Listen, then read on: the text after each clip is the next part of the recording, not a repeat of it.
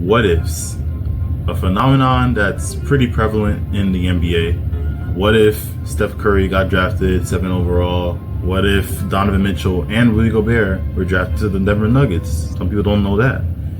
There's a lot of what ifs in the NBA, but we don't really look too much into them, as they kind of just really are things that we can dive into, but it doesn't really add any substance to what's going on in the league at the exact moment. We kind of like to live as NBA fans in the reality and what's going on. One of the very most prevalent and most relevant, in my opinion, what ifs, and something that we really need to think about is, what if Klay Thompson never got injured in the 2019 finals?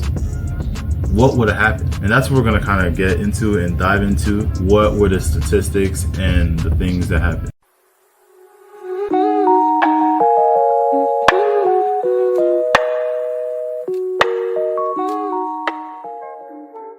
What's up, guys? It's your boy Gotsenju, and we're back with another video.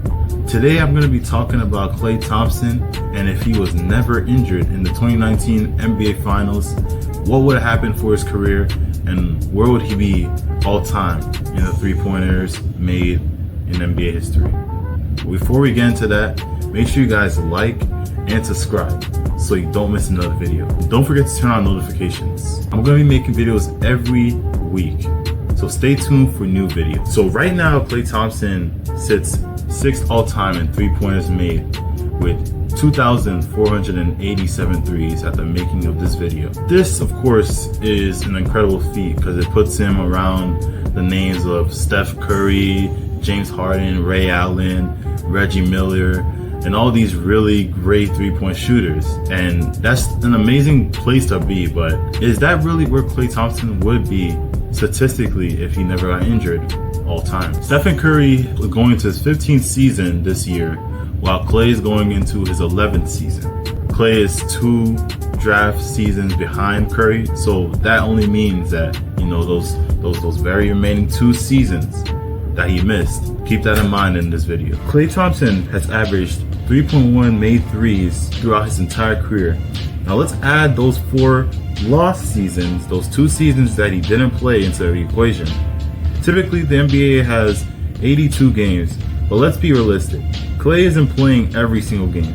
So if we at least estimate 60 games per season, that's 60 times 4, which gives us 240 games. In those hypothetical 240 games, at his average rate of 3.1 made threes per game, Klay would sink an additional 723 pointers. Add that to his 2,487. We're talking about 3,207 career made threes. So that would make Klay Thompson 2nd all time, only behind Steph Curry. Not Reggie Miller, not Dame Dollar, not James Harden, just Klay and Steph.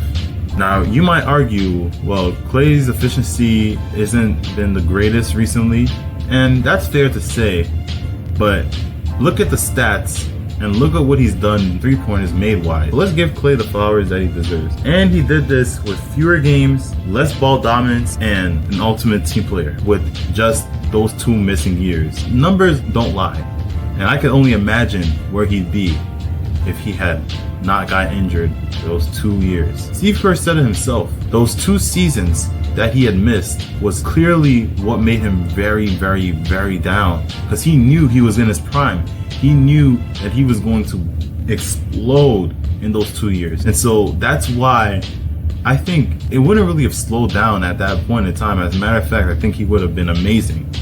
And I do think those years, unfortunately, were taken away from him. But that being said, Klay being in 6th all time, and with all the numbers that was shown, it really only comes down to one thing.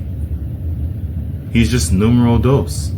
Klay Thompson would be, statistically speaking, if he missed those 2 years, number 2 of all time.